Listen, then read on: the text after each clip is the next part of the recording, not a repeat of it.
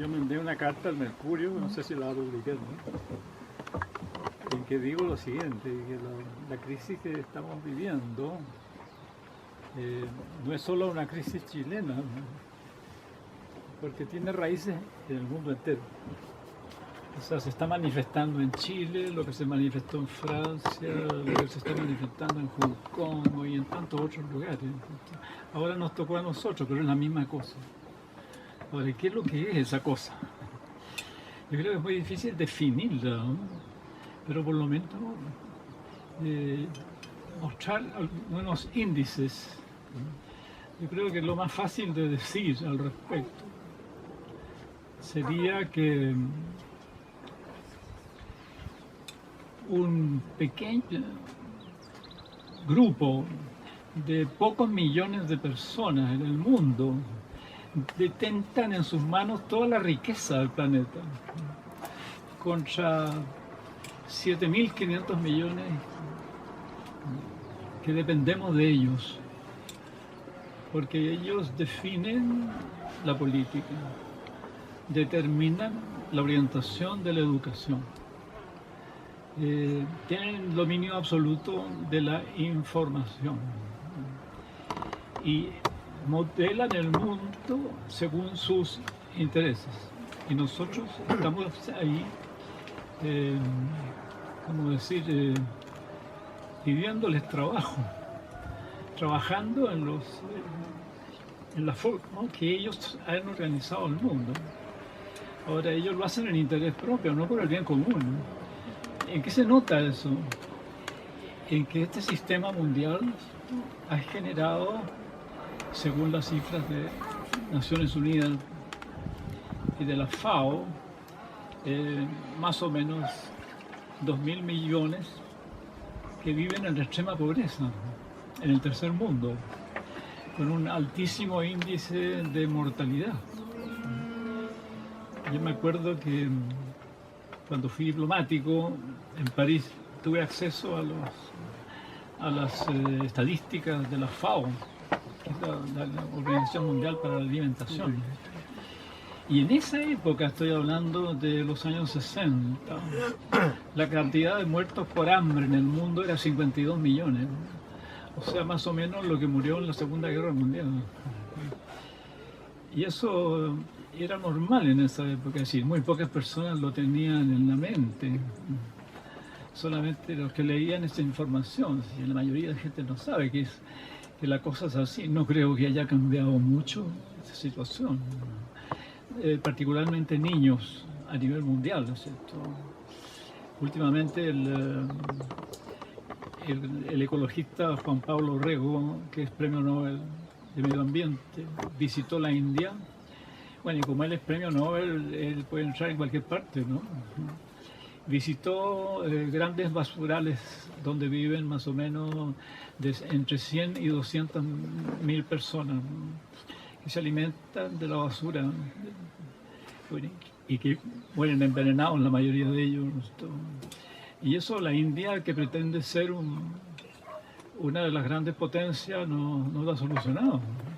Y basurales como eso hay muchos. En Valparaíso hay uno donde hay 100 personas más viviendo en la basura. Pero en la India hay entre 100 y 200 mil. ¿No? Esos son índices para saber de que estas personas que controlan el mundo no lo hacen en nombre del bien común, sino de la acumulación de capital y de la competitividad, ¿no es cierto? Eso. Entonces vivimos en un mundo extremadamente peligroso, en un mundo que no tiene fundamentos reales y que en cualquier momento va a explotar en cualquier sentido. Además, en los gobiernos de los países más poderosos van subiendo al poder personas cada vez más insensatas, como el señor Trump, como el señor Bolsonaro, como el señor Piñera, que lo que pretenden es atornillar el sistema para que no cambie, o sea, defender el statu quo. Entonces, respecto a lo que ha pasado en Chile, hasta el momento, estas desigualdades escandalosas de la sociedad chilena eh, que, que tienen el récord mundial de injusticia, ¿no? Se solucionan según estos gobiernos, incluso los gobiernos así llamados de izquierdas tradicionales, con medidas de mitigación, nada más, pero ningún cambio radical de nuevo pacto social, nada de eso. Entregarle al pueblo para mantenerlo contento algunas medidas de mitigación, pero que no constituyen un cambio real hacia lo que Howard llama, por ejemplo, la economía solidaria. Entonces, habría que partir definiendo, aunque les parezca raro lo que voy a decir, ¿ya? ¿Quiénes somos los que estamos aquí? ¿No es cierto? Empecemos por definir a esta gente que está aquí, ¿no? ¿Quiénes somos? Yo creo que la característica de esta gente y de otras amigas nuestras que están allá abajo, ¿no?, es que nos damos cuenta del problema, eso primero. Tenemos conciencia del problema y tenemos un sentido de la justicia, ¿no? No sé si somos capaces de hacer la justicia, pero por lo menos tenemos un sentido de la justicia y de la dignidad humana. Entonces nos levantamos contra esto y no sabemos cómo hacerlo. No sabemos cómo hacerlo. Muchos de nosotros fueron dirigidos, por así decir, en sus orientaciones ideológicas por la doctora Lola Hoffman. Y ella había hecho estudios profundos de este sector de la humanidad que tiene desarrollado el sentido de la justicia, el sentido de la dignidad y lo que es realmente una conducta sensata en la vida, ¿no es cierto? Y ella pensaba que era más o menos el 15% de la humanidad, ¿no? Pero que ese 15% no pertenece a ningún partido, no toma ninguna opción política porque sabe que el sistema imperante, cualquier opción que tú tengas, vas a caer en lo mismo. Ese es el fracaso de las izquierdas tradicionales, que han hecho un gobierno que ha favorecido a este sistema. La señora Bachelet no hizo más que permitir a esta gente que siguiera con sus negocios nomás, ¿no es cierto?, a costa nuestra. Lo mismo hizo el señor Lago. Entonces, esta gente, por eso hay que definir quién nos toma aquí. Según la doctora Hoffman, pertenecemos al 15% de la humanidad que ha tomado conciencia de lo que ha ocurrido en los últimos 200 años y hacia dónde iría un mundo el que nosotros visualizamos. Es un mundo de amor, de armonía, solidario. ¿Hacia dónde iría? Entonces, primero, el problema contingente, inmediato, ¿no es cierto? No me voy a referir a él porque no sé cómo se soluciona este problema. No sé cómo llegar a una asamblea constituyente. Tendría que preguntárselo a otro para que me lo enseñara, ¿no es cierto? Pero sí tomar conciencia de que hay que fortalecer esas virtudes que se dan en ciertas personas de forma casi milagrosa, diría, como el caso de la doctora Hoffman, ¿no? Hay que fortalecer esos cuadros. Esos cuadros existen, parte está representados los que estamos aquí, y yo creo que está emergiendo de una manera misteriosa e inconsciente. Está emergiendo lo que yo me atrevería a llamar, está emergiendo un nuevo paradigma cultural, porque el paradigma cultural tradicional ya colapsó. Es decir, todavía trata de apernarse, de atornillarse lo más fuerte posible, pero está quemado. Ya sabe que es el fin, y que el cambio climático le va a amarrar las manos a toda esa gente, ¿no? Porque hay un plan para la evacuación de Londres, y por supuesto que lo hay para Nueva York, para Miami, para Valparaíso. porque el mar va a subir 6 metros, entonces ya se sabe ya. Ahora, esas cosas se hablan en los grandes congresos sobre el medio ambiente. Entonces viene Juan Pablo Rego, Sara Larraín y me cuentan lo que se conversó a nivel internacional y que ellos salieron espantados, porque ahí se habló del plan de evacuación de Londres, ¿cierto? Porque Londres está al mismo nivel del mar. Entonces, si desaparece Londres, imagínense ustedes qué significa la historia de la humanidad que desaparezca Londres. Tal vez la ciudad más prestigiosa en la primera mitad del siglo XX, ¿no? Y la segunda mitad del siglo XIX. Lo que eso significa, evidente que ellos saben que el cambio climático va a seguir adelante y que le va a amarrar las manos al sistema. Ellos saben. Entonces se van a blindar contra esta adversidad inevitable. Se van a blindar y se van a poner más duros que antes todavía. Entonces, porque ya se habla de la guerra del agua, ¿eh? Así como la película que se llama La Guerra del Fuego, en el Paleolítico ahora es la guerra del agua. Entonces van a ponerse lo más duro posible. Entonces, ¿qué hacemos nosotros con nuestro sentido de la justicia, con nuestro sentido de la dignidad humana, con nuestro deseo de amarnos unos a otros, de vivir en armonía, de no caer en una visión regida por la lógica de los negocios en el mundo? ¿Qué hacemos con eso? Yo creo que ese es un problema interesante, ¿no? Hace poco, en casa de Howard Richard, se hizo un seminario muy interesante sobre las comunidades que el apóstol Pablo fundó en la Europa oriental en los primeros siglos, ahí por, digamos, del año 70 o del año 60 después de Cristo.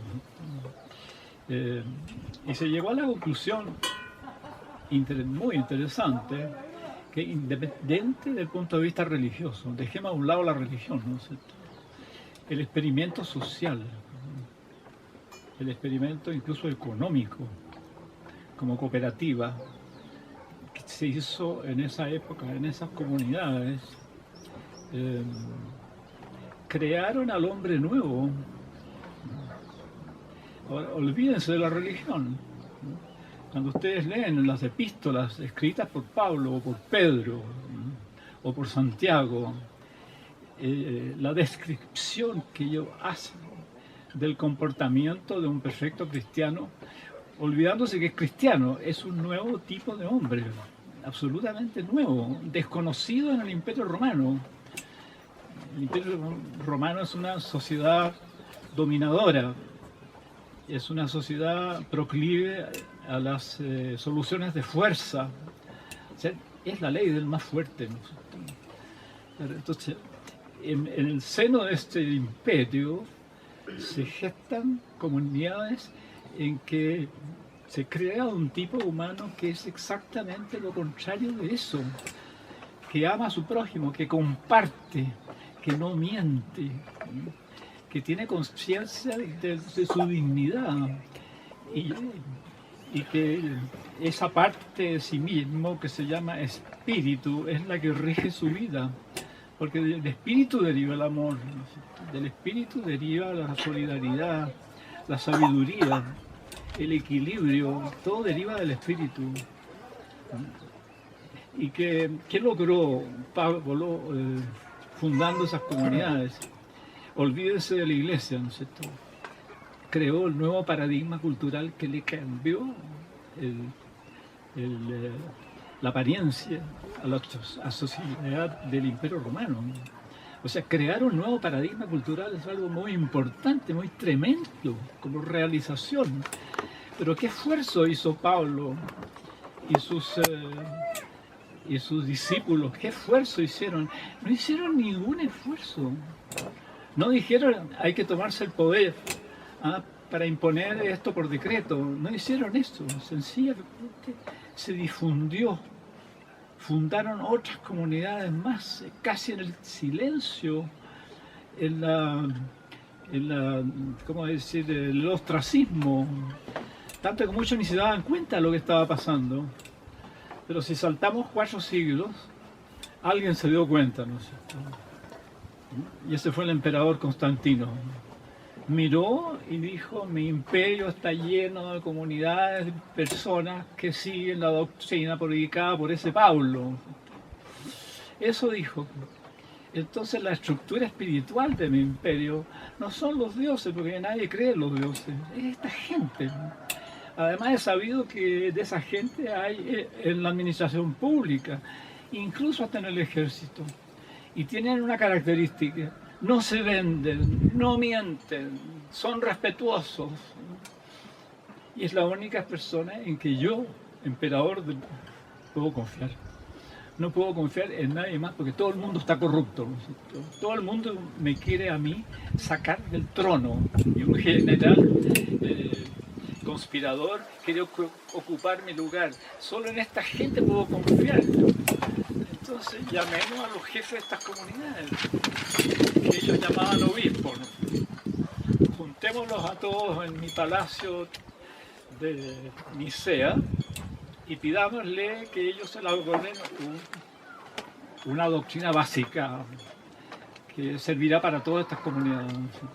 Y ese fue el primer concilio de Nicea, pero lo convocó el emperador porque se dio cuenta de que esto había proliferado de tal manera que ya los dioses no tenían nada que decir en el Imperio Romano, y su sucesor Teodosio declaró esta doctrina religión oficial del imperio. Ahora, olvidémonos de la religión, de la iglesia, de los obispos, los curas, olvidémonos. Pero ¿qué se hizo en el fondo?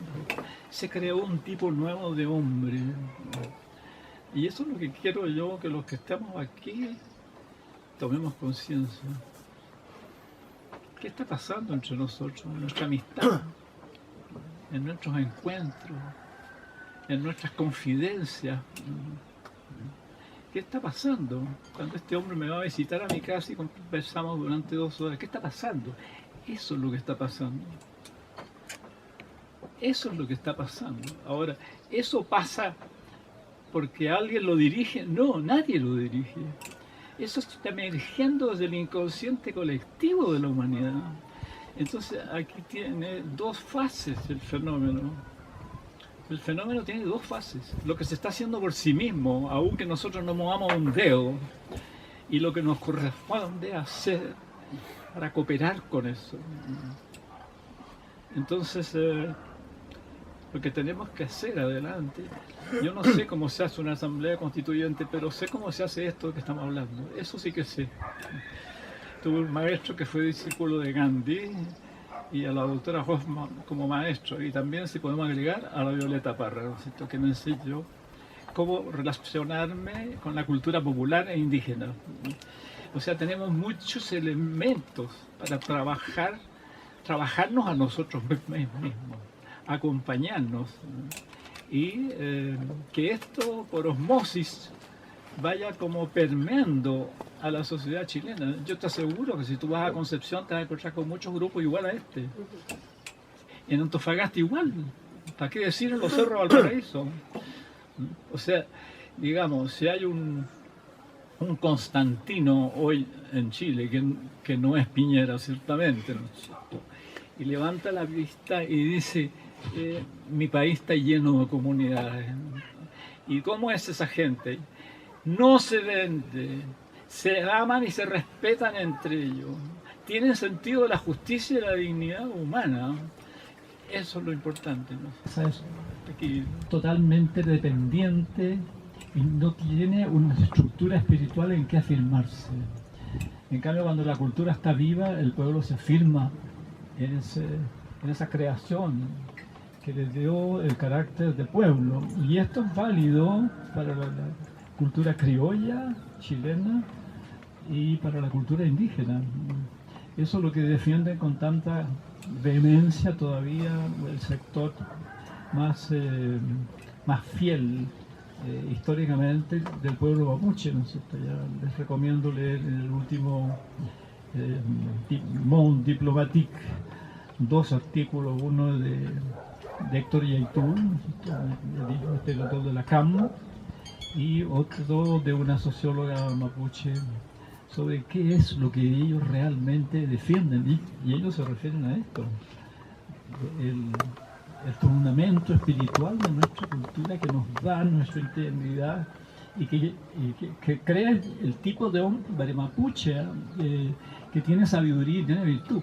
Eso lo dicen con sus mismas palabras. Es muy importante introducir estos elementos en la educación superior, porque los alumnos salen con otra visión del mundo y se acercan a decir: yo no jamás había pensado en esto. Bueno, ¿a quién crees tú que le debemos esto? A Violeta, pues huevón, a ella se lo debemos. Ella me metió en todo esto, amigo. Yo no hago más que comunicarles lo que aprendí de ella, ¿no es cierto? Claro que subido a un lenguaje académico, porque ella no usaba un lenguaje académico, usaba poemas, una conversación muy informal, pero muy enjundiosa, muy llena de espíritu de la cultura tradicional chilena. Esos elementos son importantes. Creo que en la Universidad de Chile también está entrando eso. Esa es una manera de revincularse a lo que tuvo de vivo este país, ¿no es cierto? Porque cuando se desmasa solamente, se depende nada más que del poder económico y tecnológico, el país espiritualmente está muerto, funciona nomás. Ahora, y ese tipo humano, no podemos confiar en ese tipo humano, porque no tienen que afirmarse, Y los poderosos que manejan todo esto se afirman nada más que en la lógica de los negocios. Su esperanza de capitalizar y competir, nada más. Ese es el fundamento de ello, es un fundamento ideológico. Eso quería decir de la educación, la reforma. Y también el ejemplo de la historia pasada.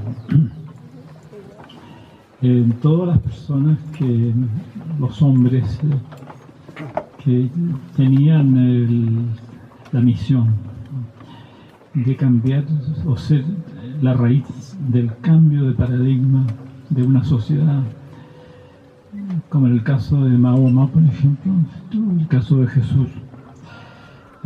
Siempre ellos tienen un referente trascendente.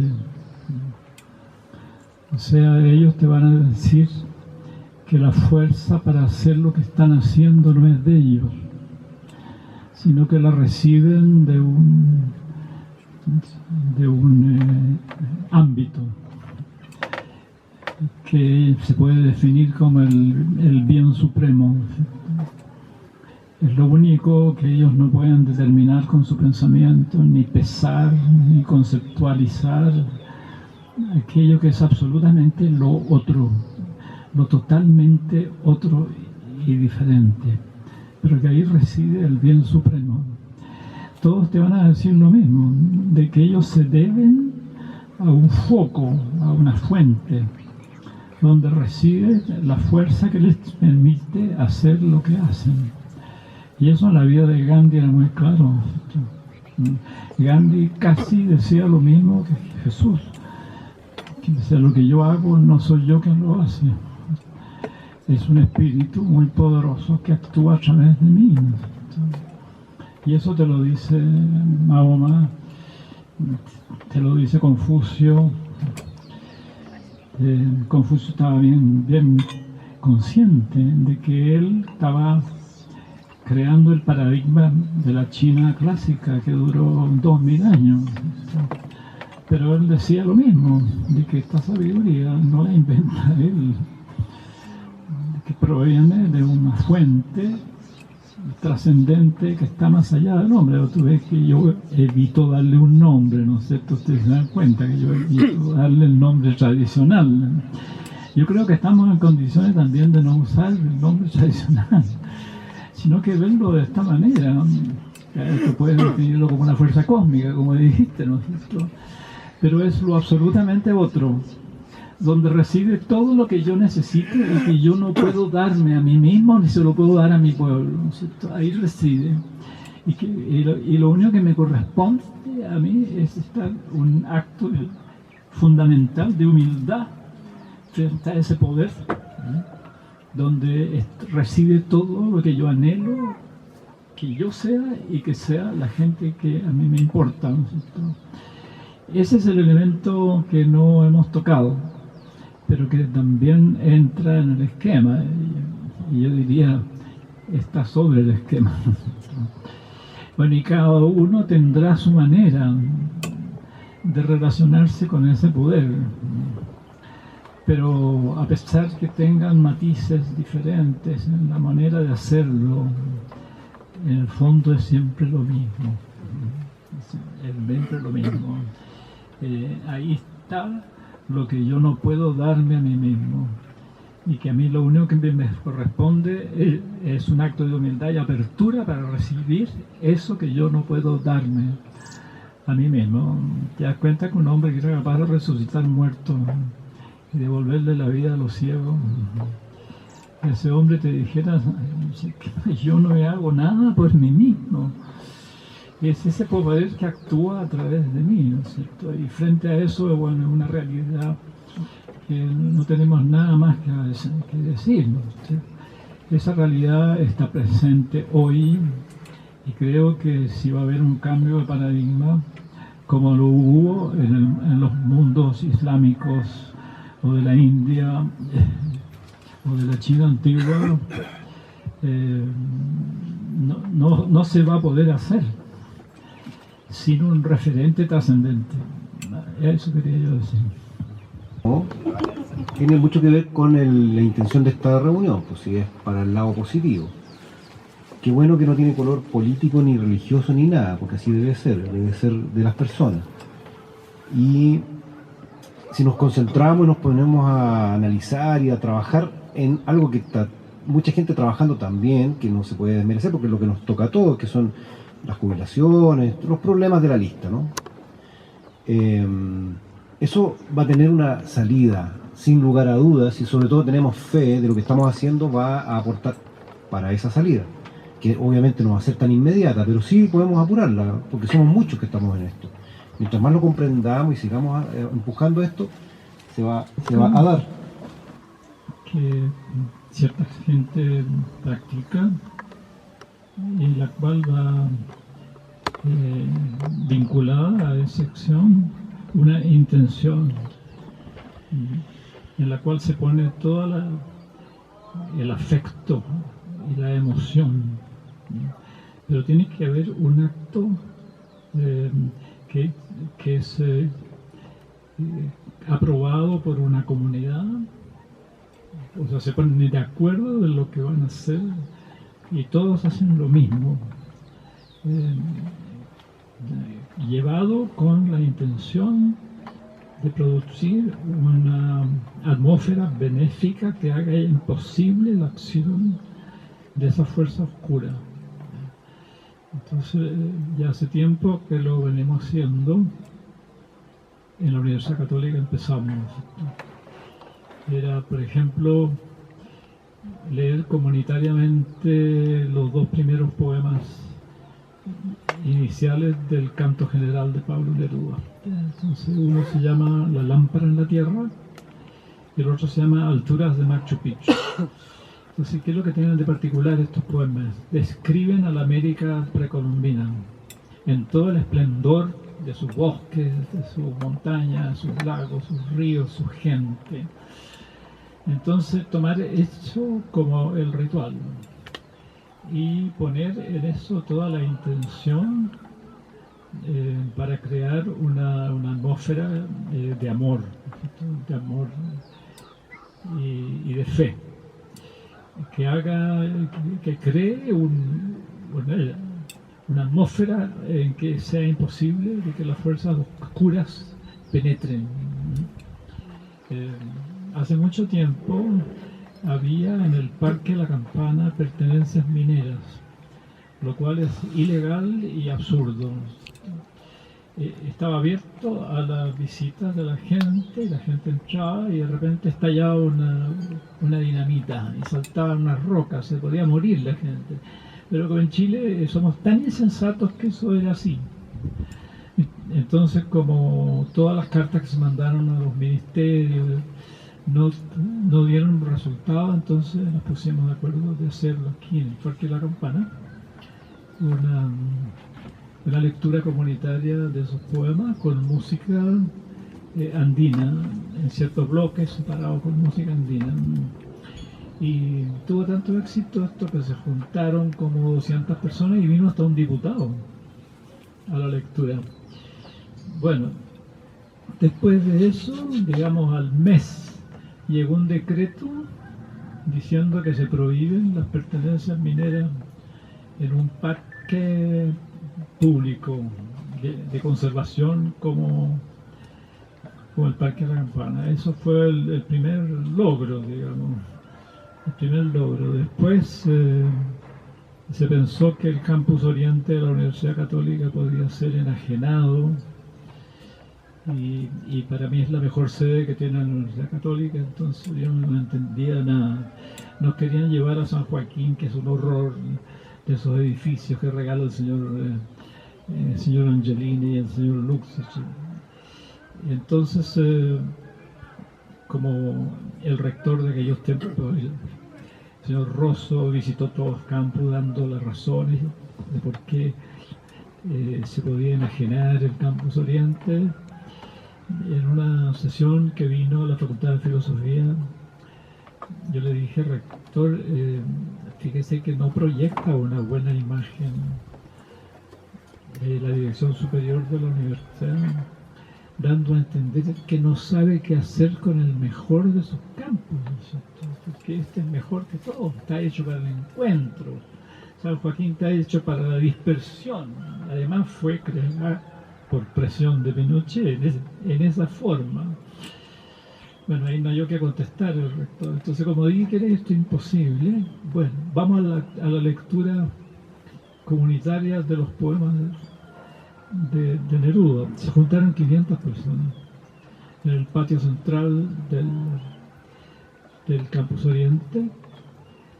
Fue tan emocionante que, sobre todo alumnas, tenían que dejar de leer porque les venían accesos de llanto por la emoción. Y escuchar los culchunes, las tutucas, las mujeres con sus joyas, que llegaron los mapuches. Fue una cosa grandiosa, grandiosa. Y esto coincidió con la nueva elección del nuevo rector. Entonces llegó don Ignacio Sánchez y lo primero que dijo, no se enajena el campus oriente, al revés, se va a repoblar, se va a remodelar y se va a transformar en un gran centro cultural de Santiago. Que vean ustedes. Así ha sido siempre. Tengo como 10 casos más, pero les cuento esos dos. Entonces podemos hacer ya